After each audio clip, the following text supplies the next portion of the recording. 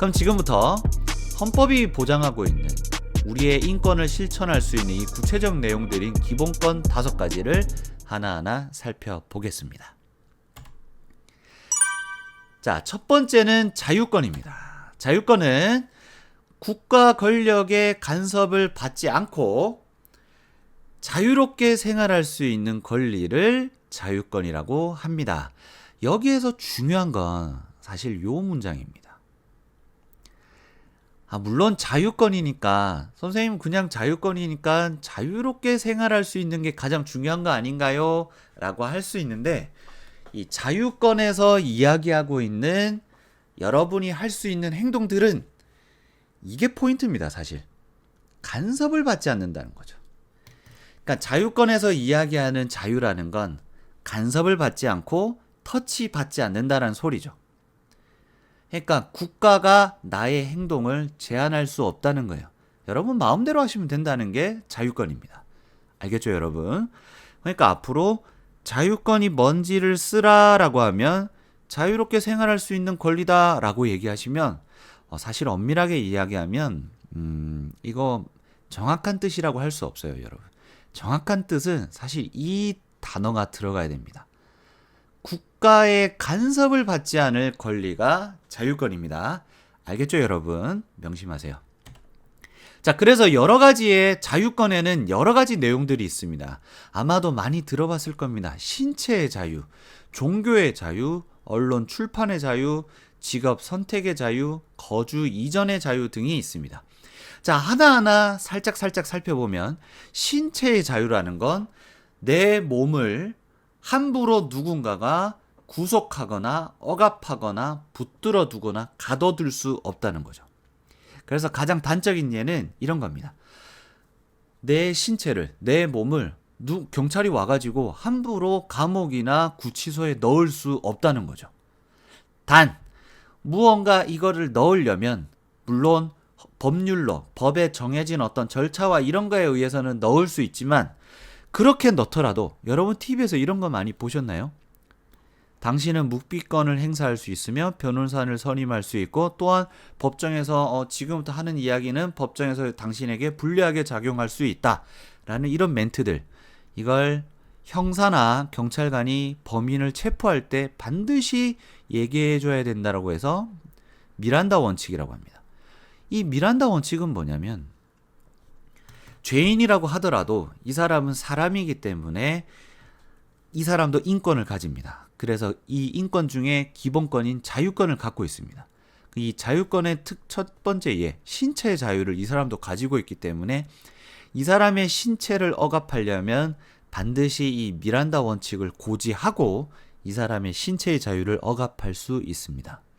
그렇지 않으면 절대 범인이라고 하더라도 이 사람이 가지고 있는 기본권인 신체의 자유를 억압해서는 안 됩니다, 여러분. 그러니까 신체의 자유라는 건 내 몸을 함부로 어딘가에 가두거나 구속시키거나 억압하거나 이래서는 안 된다는 거죠. 국가가 내 신체에 간섭을 하면 안 된다는 거죠. 그 다음 종교의 자유. 내가 어떤 종교를 믿든 국가가 나에게 간섭하지 말라는 거죠. 선생님 지금 하는 말들 잘 들어보면 그냥 자유롭게 생활한다가 아니라 자꾸 간섭을 안 받는다라고 말하고 있죠. 그러니까 자유권은 간섭을 받지 않는다가 중요하다는 거예요, 여러분. 그 다음 언론 출판의 자유. 누구나 이렇게 언론, 신문에 뭐한가를 낼 수 있고 방송에 제보할 수 있고 그 다음 출판, 책을 만들어서 낼 수 있고 글을 발표할 수 있고 뭐든 할 수 있다는 거죠. 이게 언론 출판의 자유. 여거에 이제 또 하나 집회의 자유가 있죠. 언론, 출판, 집회. 그래서 요즘 좀 문제가 많지만 어쨌건 이 집회에도 자유가 있습니다. 이게 자유권입니다, 여러분. 그 다음 직업 선택의 자유. 내 마음대로 선택한다는 거지. 국가 네가 간섭하지 마라. 그 다음 거주 이전. 이사죠, 이사. 내가 어느 동네에 살든 국가가 간섭하지 말라. 이게 자유권입니다. 알겠죠, 여러분? 자, 그 다음 두 번째 기본권은 평등권입니다. 이 평등권은 사실 글자 그대로입니다. 성별, 종교, 사회적인 신분. 사회적인 신분이라고 하면 이런 거 있잖아요.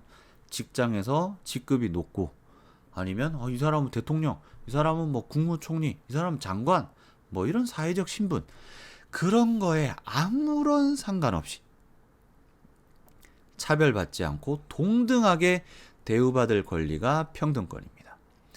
우리나라는 이러한 평등권이 헌법이 보장하고 있는 우리가 가지고 있는 이 인권을 지켜주고 실천하기 위해서 헌법에 규정되어 있는 기본권으로 평등권이 명시되어 있습니다. 그러니까 여러분은 이 평등권을 보장받지 못할 때 여러분은 인권을 침해받았다라고 얘기할 수 있는 거죠. 근데 여러분 이거 진짜 중요한 문제입니다. 여러분이 평소에 생각지도 못했던 것들이 이 평등권을 침해받는 경우가 많습니다, 여러분. 이런 게 있습니다. 어떤 이제 여러분은 특히 이제 여학생들, 여성들 이렇게 나중에 이제 사회생활 하려고 직장을 취직하려고 보면 이런 조건이 달려 있을 때가 있습니다. 이거 평등권이라는 기본권에 위배됩니다. 그래서 여러분은 인권을 침해받았다라고 느끼고 인권위원회에 신고하시면 됩니다. 왜? 보세요. 여러분은 어떠한 조건, 성별, 종교, 사회적 신분뿐만 아니라 여러분의 어떤 신체적 키, 그 다음에 여러분이 결혼을 했냐 안 했냐 이런 거에 상관없이 동등하게 대우받을 권리가 있습니다. 근데 이런 거를 제한을 둔다는 건 여러분의 평등권, 여러분이 가지고 있는 기본적인 인권을, 기본권을 침해받았다라고 생각하시면 됩니다. 물론 필요한 상황인 직업들은 있습니다. 그때는 평등권에 억압받았다라고 생각할 수 없겠지만 그냥 일반적인 사무직 이런 건데도 이런 조건이 달렸다. 그럼 여러분 평등권에 침해받았다라고 생각하시면 됩니다. 그다음 또 이런 거 뭔가 면접을 회사 면접을 보러 가는데 살이 쪘네, 외모를 비판하네 이런 걸 해서 나는 뚱뚱해서 탈락했고 나는 못생겨서 탈락했다. 그러면 여러분 평등권에 다 침해받은 겁니다. 여러분이 가지고 있는 기본적인 인권, 평등권을 침해받은 거죠. 그래서 여러분 인권을 침해받았다라고 생각하셔도 됩니다. 그래서 이 회사들이 이런 거 하면 안 됩니다, 여러분. 알겠죠?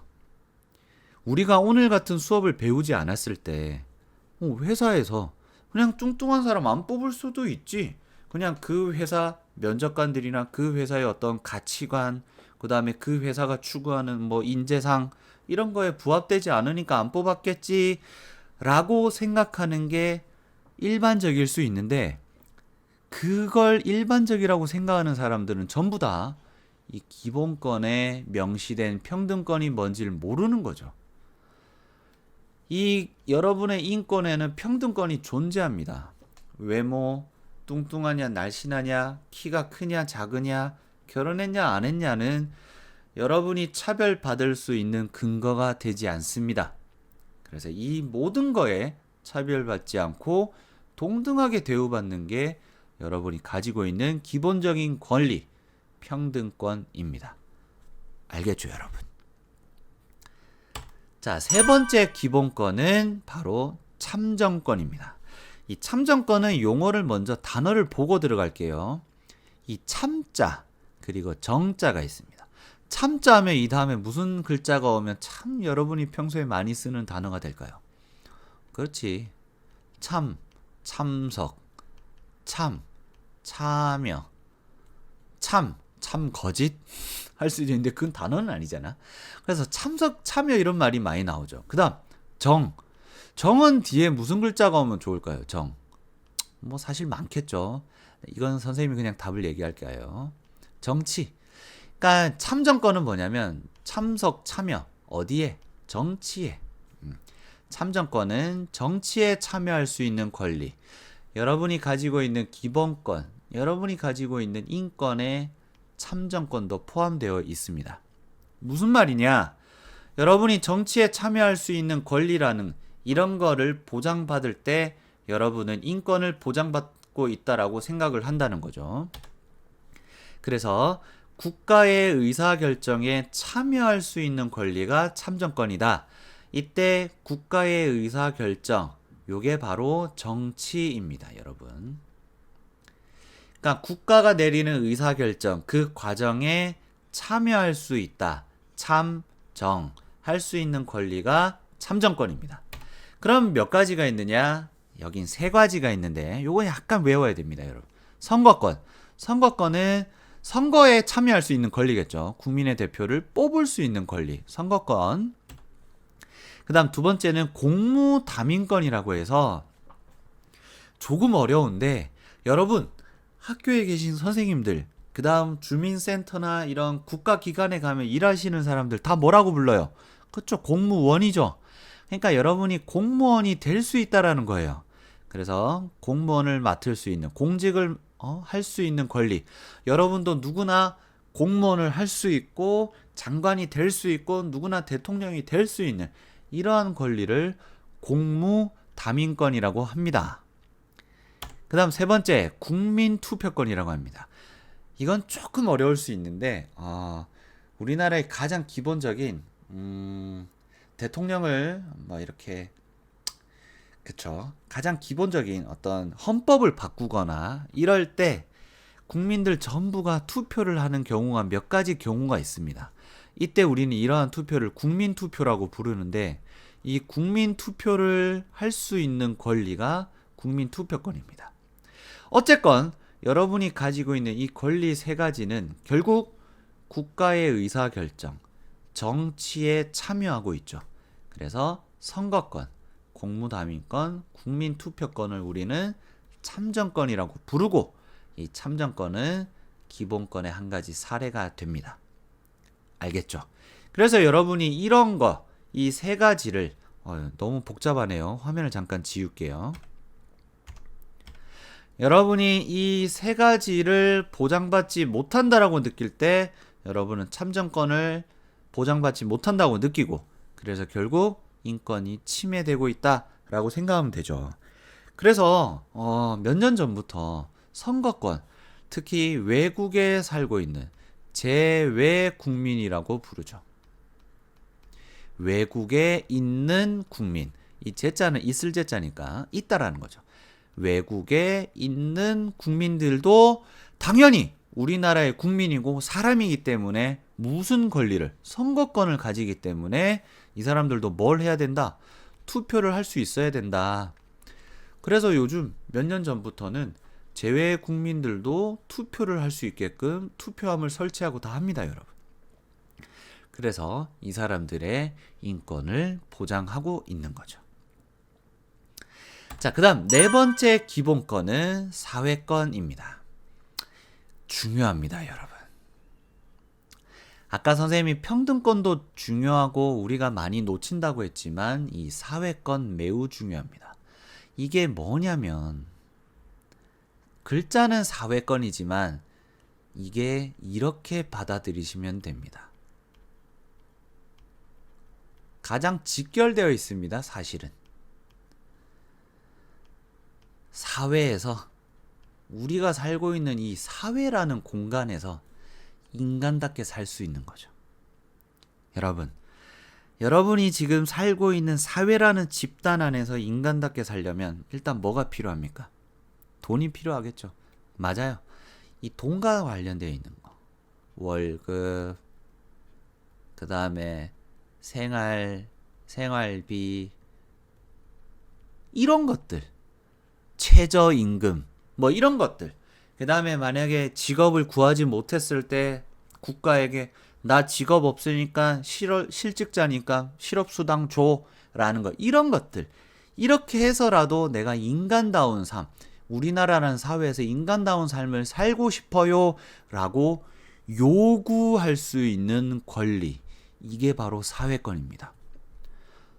선생님, 아니 자기가 능력이 없어서 직장을 못 구해서 놀고 있는데 왜 국가에게 이렇게 당당하게 요구할 수 있는 거죠? 여러분, 그런 생각 가지시면 안 돼요. 그 사람이 직장을 구하지 못한 거는 그 사람이 능력이 없다라고만 생각하시면 오늘날 사회의 어떤 이 구조와 시스템 이런 거에 너무 젖어 있는 거예요. 그 사람이 직업을 구하지 못한 건 그 사람이 능력이 없어서만이 아니라 이 사회가 가지고 있는 구조와 시스템, 체계의 한계일 수도 있어요, 여러분.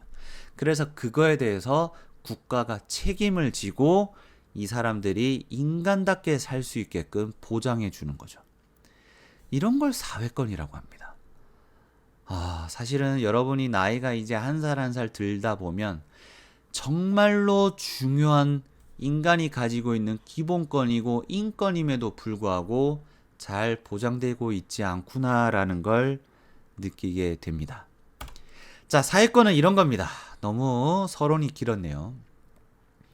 국민이 국가에게 이렇게입니다. 인간다운 생활을 요구할 수 있는 권리입니다. 이렇게 한번 써볼게요. 국민이 국가에게 요구하는, 그래서 어떤 권리? 적극적인 권리입니다. 뭐랑 많이 비교되냐면 여러분, 이 자유권이랑 많이 비교가 돼요. 선생님이 아까 자유권을 얘기할 때 자유롭게 살 수 있는 권리가 중요하다 그랬어요? 아니에요. 얘는 간섭받지 않을 권리죠. 자, 여기서 잘 들으세요, 여러분. 자유권은 간섭받지 않을 권리예요. 터치받지 않는다는 거예요. 여러분, 교실을 한번 생각해 봅시다. 여러분 담임 선생님에게 저한테 아무런 간섭하지 마세요 라고 얘기한다면 담임 선생님은 여러분에게 학교에 뭐 몇 시까지 와, 너 여기 뭐 이렇게 뭐 너 저쪽 가서 앉아, 너 이렇게 해서는 안 돼, 뭐 이런 간섭을 아예 하지 않는 거예요. 그래서 여러분은 담임 선생님에게 터치받지 않는 거죠. 날 간섭하지 않는 거죠. 이게 자유권이라면 그러면 사회권은 뭐냐? 여러분이, 국민이 국가의 담임 선생님에게 요구하는 거죠. 뭘 요구하는 거예요? 나 사람답게 좀 살게 해다오. 나 학교에서 학생답게 좀 살게 해다오. 라고 요구하는 거예요. 그러니까 자유권은 제발 나에게 신경 꺼, 노터치해 라고 생각했다면 사회권은 요구를 하고 있죠. 그러니까 어떻다는 거예요? 적극적이라는 거죠. 신경 끄가 아니라 나 이런 거 필요해, 나 이런 거 해줬으면 좋겠어 라고 요구하는 거니까 적극적이라는 거죠. 알겠죠, 여러분? 중요합니다. 사회권에서 중요한 건 요구라는 단어와 적극적이라는 말, 요 두 단어가 중요하고 자유권에선 간섭받지 않는다가 중요한 겁니다. 알겠나요? 자, 그러면 사회권은 뭐가 있느냐? 교육을 받을 권리입니다. 국가가 하고 있는 뭐? 이거죠. 의무교육. 바로 이거죠. 여러분은 지금 잘 알고 있는지 모르겠지만 우리나라에서는 초등학교, 중학교, 그리고 심지어 이제는 고등학교까지 의무교육에 들어가 있습니다. 고등학교가 아닌가? 그쵸. 아직은 선생님도 지금 순간 헷갈리네요.